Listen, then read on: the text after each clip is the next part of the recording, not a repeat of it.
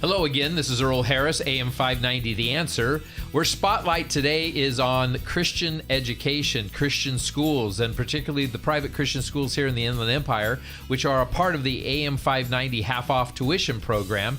And in studio today, we have someone that is, their life passion has been about raising children in a Christian education, giving them the tools, not only from a biblical perspective, but also a high academic accomplishment as well. He's the principal of Alta Loma Christian School. Vance Nichols is with me. Glad to have you today, Vance. Thanks for coming in. Thanks for having me. Great to be here. So in the last segment, we got some of the details about Alta Loma Christian. Want to get into the curriculum if we could. We mentioned that you go from preschool to 8th grade, Mm-hmm. and what kinds of things are woven into the academic side of Alta Loma Christian, and what kinds of things are students going to be exposed from, say, from the very beginning to the very end? How do you build on that?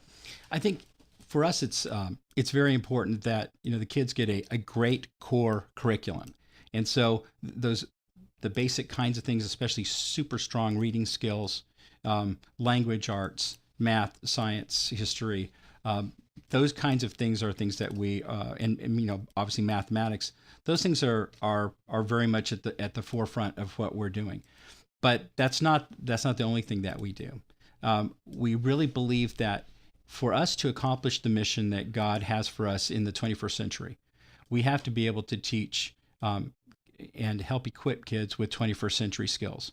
So one of the things that we do as part of our normal curriculum is we teach computer coding starting with every student preschool all the way through 8th grade, because as well as other kinds of technology that are integrated into each one of those grade levels, because kids learn so quickly and so well so early. And in many ways, from a technology perspective, it seems like kids know a lot more than adults do in some areas. Yeah. So we really take advantage of the idea that God has created our kids to learn in amazing ways, all kids. And so what we're discovering is that they're ready and able to be able to learn. And in order to position them and direct them into the future in this 21st century, to be able to be used by God in the best way possible, the largest way possible. We feel like we need to be able to educate them not only in the core subjects, but also in the technologies that are here now and that are emerging. They're like sponges. Mm-hmm. The more you feed them, the more they want. And feeding them the right things is, well, just like, if you eat the junk, then you're Right. going to end up sick. But if you feed them the good stuff, you feed them the nutritious stuff, the things that are going to benefit them, obviously, they're going to be healthy and happy and wise, and that's the goal. Right. Feed them the God's word spiritually, but also in the curriculum. Now, you brought in a patch today to share with me, and a pretty amazing story behind that. You want to tell our audience a little bit about what this patch means? And this is something pretty unique to your school. Yes, one of those things that's hard to show on radio is a space mission patch. I was going to put it on my Letterman jacket, but my NASA jacket. There you go. That's right. Well, 2 years ago, we had an opportunity to be a beta school with the Quest for Space project out of San Jose, initiated by Valley Christian Schools of San Jose. And what we have been able to do, our middle school kids last year and this year, and then our upper elementary school kids this year, have been working together to send robotics software experiments to the International Space Station. And so... Now, wait a minute. These are elementary students. Yes, fourth grade through 8th grade. Okay, That's right. I just want to, because when I was in 4th grade, I could barely ride a bike. So I just want to make sure we're clear on the age of these kids, and they're sending experiments up to the space station. Right, and kind of just trying to get my mind around that. And the great thing, praise the Lord, and is that, and the fortunate thing is we get to hitch a ride with SpaceX, which we did last year and then this year. This last time was mission CRS-14, which launched about a little over a week ago from where we are right now, so April 2nd. And then their experiments are now aboard the space station. It's exciting for us for all kinds of reasons. One, we really believe that kids can learn and do things, in this case, in a STEM environment, working with real world agencies and real world folks on real world issues. And so, the space station is about as real as you get from a science perspective in a lot of ways. And so for the kids to be able to develop these experiments by using coding in this specialized environment, and then be able to have those experiments along with some other kids' experiments to get to the space station, and then to have that data be able to be sent down, which we're waiting for, so they can run that same data and compare it to their ground units, just like you would in any other kind of space science and engineering, where you have data coming down from space. That is the coolest thing. And what that shows them is that even though they're kids, they're not just kids. They have an opportunity to do something that maybe other kids or even else might do, but they can do that.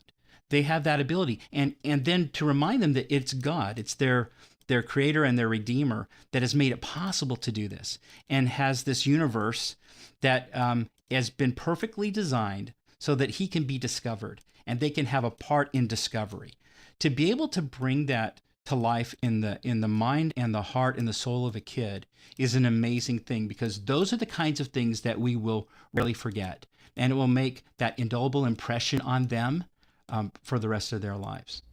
It's really amazing to me that, again, this is where the education level is in a Christian school, that they're excelling to that. And I guess also that there was some other experiments that were sent up with some adults that were, the performance wasn't quite up to the kids' performance. Yeah. So here's what happened. So last year, which was the beta year, and anytime you're involved in a beta project, things can go not exactly perfectly right.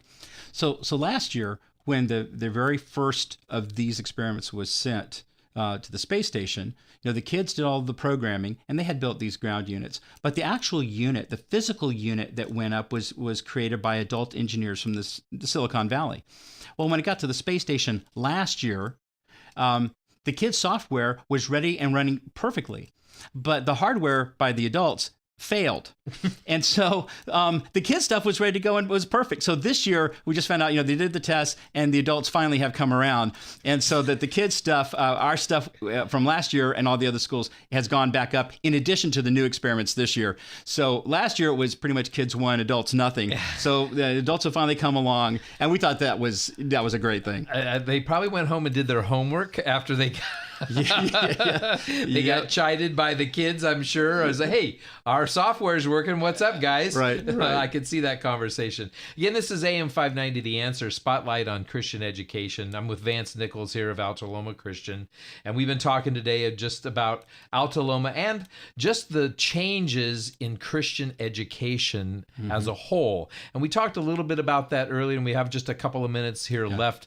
Why don't you give the listeners an idea of what's going on in the realm of Christian education? What has happened, and what changes are taking place? Sure. I think a lot of the things that are happening in Christian school education are mirroring some of the challenges that the church faces in the United States. We have a lot of cultural shifts that have happened and continue to happen, and probably in reality continue to accelerate. And so you have a new generation of students, and often known as Generation Z now, and and their parents are millennials, and so that's a different landscape. And so as Christian schools, then, what some of that means to us is that not only do we have to give kids, again, a great core academic experience where they really are learning, and not only do we need to give them a solid grounding in Christ, because he's what makes everything possible, but we have to do this with the idea that we're equipping them with 21st century skills. So they're able to collaborate, they're able to communicate, they're able to do critical thinking, problem solving, they're able to do those kinds of things from a Christ-honoring perspective, but so that they can take all of that learning and all of that accomplishment so that Jesus can use that in their life as they leave 8th grade to wherever they're going to go to high school, whichever high school they choose to go to, because they're at the top of their class. So last year, our graduating 8th grade class, as a class, scored off the chart in every subject area on their National Standardized Test, which is the MAP test. And it goes up to 4 years beyond where they were when they took the test. So in all of those categories, science, math, reading, language, they were pegged out past the 4-year mark, but that's as far as the test goes. So we feel like that if we give kids that kind of an education and that kind of an experience, and then the confidence, the self-efficacy that says, you know what? I can do this. And not so much because of self-confidence, but I'd like to say because of Christ confidence. God gives me the ability to do this. And I may not do it right the first time or two. So we have a real growth mindset at our school, which is it's okay to fail. It's okay to try and not do it exactly right the first time, because we'll just come back and try it again until you get to the point where you realize, hey, I can do this. And so for us as a school, we think it's absolutely crucial that we recognize that we're in the 21st century, that we're made for such a time as this, that our kids have been created for such a time as this, and our responsibility given to us by God and to parents given to us by God is to prepare our kids to be effective in whatever they're going to do, that God will lead them to do in this century.